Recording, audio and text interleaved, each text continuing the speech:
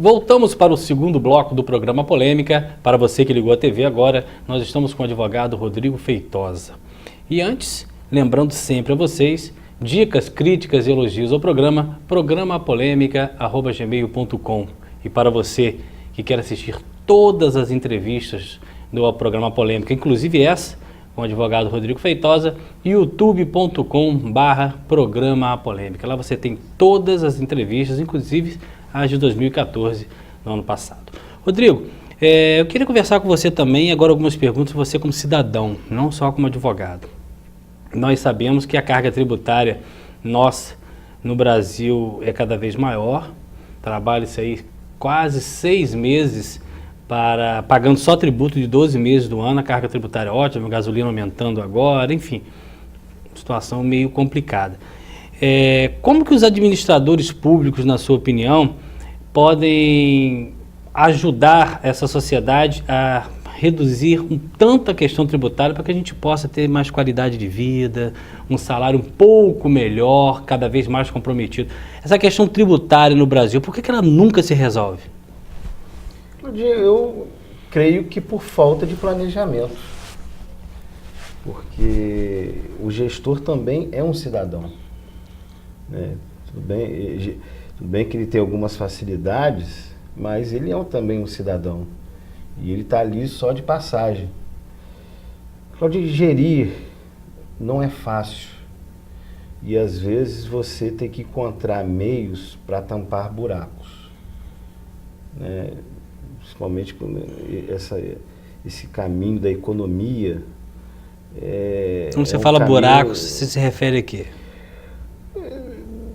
Dentro do orçamento, se você tivesse certeza que você está aumentando a carga tributária para você arrecadar mais e que o fruto dessa arrecadação retornasse para a população, embora seja, a gente não pode esquecer que a cobrança do imposto é uma atividade compulsória, né?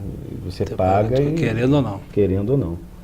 Mas se a população verdadeiramente tivesse convicto que eu estou pagando o imposto e estou tendo retorno, né? Porque o meu gestor, ele tem uma equipe maravilhosa, ela planeja, ela vai me trazer frutos, a população não ficaria indignada, mas não é o que... Você está querendo dizer que por mais que se pague muito tributo, se a população visualizasse o retorno deles, a indignação seria menor? Como acontece nos países desenvolvidos, né? Eu conversava com um colega, um amigo, que hoje mora no Canadá, se não me engano, ele está falando que a carga tributária lá também é tão exorbitante como no Brasil, mas lá ninguém reclama. Eles veem um retorno. Vale a pena. Vale a pena eu pagar esse imposto. Eu já moro em Montreal há 5 anos, se eu não me engano, ele disse, e você não vê as pessoas reclamando, porque você tem investimento nesses setores, a gente chama essenciais, como a saúde, educação, promoção social. Você vê retorno nisso, né? A população se sente satisfeita. Então talvez, é porque a gente não pode falar que passe desapercebido, né? Nós não podemos dizer isso, infelizmente. O cidadão, eu acho que você que está em casa, você fica indignado. Poxa, eu pago tanto tributo, e para quê? O que eu vejo de retorno nisso?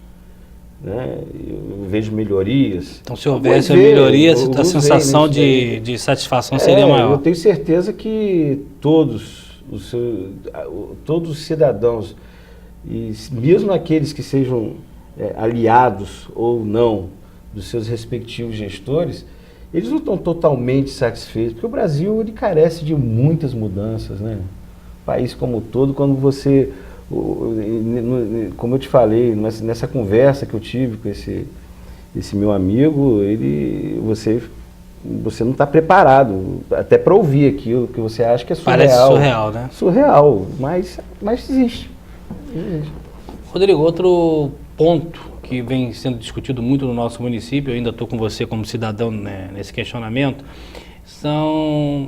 é a situação da prefeitura como trem pagador, né? Trem pagador e indiretamente também pagador das empresas terceirizadas, ou seja, a Prefeitura de Campos ela mobiliza aí a economia de Campos de uma porcentagem bem considerável. E nós passamos aí estamos passando por vários enxugamentos, alguns alegados por queda de barril de petróleo, outros a gente sabe que tem outras questões que estão sendo discutidas, mas o que é realidade é que muitas pessoas estão indo para a rua, muitas sem 13º, sem pagamento de salário de dezembro, muitos chefes de família, a partir desse janeiro, estão desempregados, e isso aí não é uma leva pequena, a gente está falando de muitas e muitas e muitas pessoas. Eu sou favorável a uma prefeitura mais enxuta, para que a iniciativa privada cresça, a gente tenha outras alternativas. Eu estava entrevistando recentemente o economista Ranulfo Vidigal e ele tocou num assunto crucial. A prefeitura contrata alguém, independente do cargo e da profissão, e dá a ele um DAS de R$6.000. Se essa pessoa sair da prefeitura no cargo de nomeação e for para a iniciativa privada, ele vai ganhar 2, 3. Há um estímulo da pessoa ficar atrelada ao poder público. Qual a sua visão desse cenário, de a prefeitura continuar sendo um grande trem pagador e devido a questões políticas, gerar uma crise econômica? O que Campos pode fazer para criar alternativas que não seja só o emprego direto ou vinculado à prefeitura, como também são as empresas terceirizadas? Claudio, como eu te falei, planejamento, saber planejar, na minha modesta opinião. É muito mais fácil você aumentar a fonte de arrecadação, e eu quero dizer, isso significa dizer aumentar o imposto, do que você fazer uma revisão no seu quadro geral, no seu quadro social. E eu estou falando de salários, estou falando de gratificações, entre outras verbas que fazem parte desse gasto público. Eu, como te falei, ser gestor, não é fácil. Aí eu não me refiro à Prefeitura de Campos, eu me refiro à Prefeitura... Todas as prefeituras. Todas as prefeituras. Então, como eu te falei, o planejamento é essencial, porque você tem que trabalhar, vejo o Dr. Ranulfo, ele que é o expert disso, você tem que trabalhar se você não trabalhar no limite, mas você tem que trabalhar com sobras, porque todo mês entra os repasses, você não sabe, você não tem bola de cristal para meu volume de arrecadação, você trabalha com médias, né? Então, por isso que eu estou falando, eu tenho que trabalhar com sobras. Até para qualquer problema que tiver, você tem uma gordurinha para queimar. Isso, essa gordurinha, para você poder atender. Trabalhar no limite não é recomendável. Não, lógico que não. Você na sua casa, você trabalha no limite? Não. Não existe essa possibilidade. O gestor que trabalha dessa forma, eu acredito que está mal assessorado. E eu não estou me referindo a nenhuma prefeitura, eu estou falando de uma forma geral. Uma forma geral, porque você não pode trabalhar, porque não é a prática comum. Você não vai gastar tudo pensando, para eu poder atrasar aí, você está usando até o de dolo, né? Eu quero prejudicar aquele cidadão, porque o servidor, ele está ali e ele quer receber. A questão da contratação ser legítima ou não, isso é outra coisa. Mas se eu estou trabalhando, eu quero receber. Não é isso? Então, o que falta é planejamento. É planejar corretamente e com responsabilidade. Rodrigo, eu queria saber a sua opinião também sobre relação aí, também é um pouco de Campos, que não tem como fugir onde a gente mora, onde a gente cria os filhos, onde a gente paga os tributos, onde a gente trabalha. Lógico que de uma forma muito coerente, de uma forma muito responsável e baseada em dados. Por exemplo, nós temos o IDEB, que é um dos índices de educação básica do município de Campos. Nós temos 92 municípios, Campos se encontra na 91ª colocação, ou seja, na penúltima. Se fosse um campeonato de futebol, estaria na zona de rebaixamento, né? Pois é. E nós temos empresas privadas. E nelas, as pessoas se aposentam por idade, por invalidez, morrem. Então, essas empresas precisam reciclar os seus funcionários, chegar gente nova, preparada para entrar nas empresas. Ninguém, pelo menos grande parte da população, não tem condição de pagar uma escola privada. Está hoje o quê? 800, 1.000, dependendo da escola que você coloque seu filho. Então precisam sim da educação básica, de qualidade. Com esses índices que vêm se arrastando há tempo, e não é uma culpa só do governo da administração Rosinha, isso já vem de muitos outros governos, qual a expectativa que a gente pode ter futuramente de poder aproveitar os campistas nas empresas de campus, ou a gente vai acabar se tornando aí uma cidade dormitório, com os campistas sem condições de ocupar o espaço e as pessoas de fora tomando conta? Qual o cenário que você vê futuramente para a gente?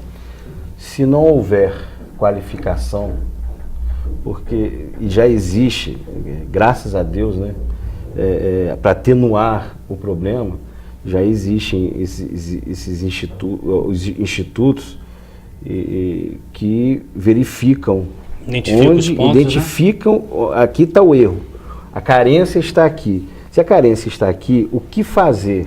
Será que é difícil identificar qual o melhor remédio? Bom, primeiro eu tenho que investir em educação. E investir em educação não é só construir escolas. Deve-se construir escola. A população, eu tenho certeza que fica muito mais feliz com a construção de escolas do que talvez com shows. Eu posso estar enganado, mas eu estou tentando aqui adotar botando os dois na balança, né? Um raciocínio lógico, né? E quando você vê esse tipo de carência, o que você espera é que esses profissionais sejam qualificados, se invista nisso, né? Isso não é dica, mas isso eu acho que é obviedade, né? É óbvio, é um pensamento óbvio. Perfeito. Rodrigo, agora eu vou tirar você do cidadão e voltar para a experiência sua na administração pública. Mais ou menos da década de 90 para cá, as prefeituras, todas elas, começaram a se desfazer dos seus bens, os tratores, seus ônibus, e começaram a fazer a terceirização desses serviços. Contrata-se ambulância, contrata-se carro blindado, contrata-se retroprojetor, tudo alugado. E partindo do princípio que para eles isso é mais econômico. Mas, por exemplo, um retroprojetor em algumas prefeituras tem sido um contrato mensal de 60, 70 mil reais, quanto um retroprojetor novo deve ser muito mais barato do que isso. Carros alugados também, quando você botar na ponta do lápis, a aquisição daquele carro para o inventário da prefeitura seria mais barato. Você já participou dessas procuradorias, de setores que mexem correlatamente ou diretamente com essas áreas. É realmente a melhor medida, até porque nós estamos discutindo agora economia, contenção de despesas, ainda é a melhor forma essa do aluguel em detrimento à compra? Realmente as prefeituras hoje não têm... Por que as prefeituras hoje não têm interesse de ter patrimônio próprio e gastam muito mais com aluguel? Claudinho, quando a gente inicia a nossa vida, a gente namora, resolve casar. Uns até mais de uma vez? Até mais de uma vez. Nossos pais vão aconselhar: meu filho, você vai casar, você já tem um apartamento? Não. Eu vou pagar o aluguel. Quanto você vai pagar de aluguel? Eu vou pagar tanto de aluguel. Por que você não financia e paga por uma coisa que é sua, ao invés de pagar esse aluguel? Está pagando para o final, mas quando você está lá. Ou às vezes até no meio do caminho comprar um outro e já está com aquele investimento valorizado. Perfeito. Daí o princípio. Por isso que a gente fala, não há como você não misturar a sua... Nós que somos homens, fala que nós somos os chefe de família. Quer dizer, não há como você não misturar a questão doméstica com a questão pública. Poxa, será que eu vou ser favorecido se eu pagar um aluguel para o carro, ao invés de eu comprar esse carro? Se eu não tenho dinheiro, eu financio, eu tenho essa oportunidade. Veja, você me permite dar um exemplo? Lá em Cardoso Moreira, quando nós fomos lá, fui procurador na gestão de Renato Jacinto.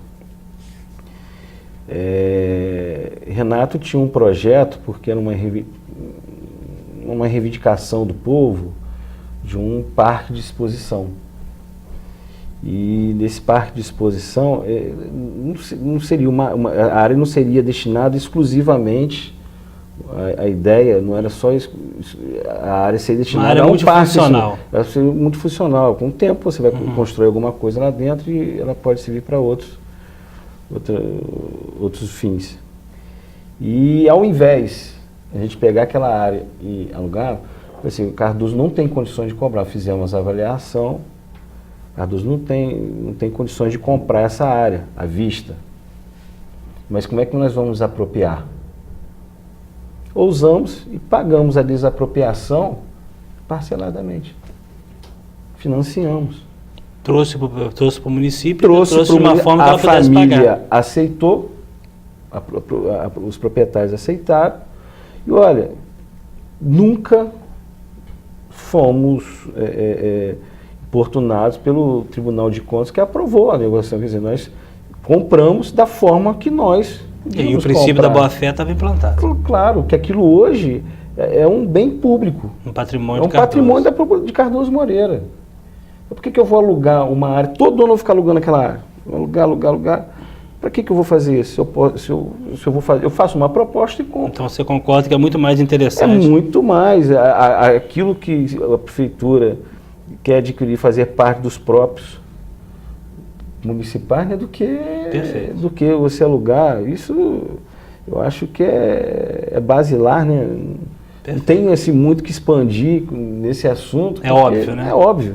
Ok. Agora, a falta de rigor para fiscalizar esse tipo de Faz coisa, com que essas coisas aconteçam de forma reiterada. infelizmente. Perfeito. Nós estamos aqui com o advogado Rodrigo Feitosa. Vamos ao intervalo e já voltamos.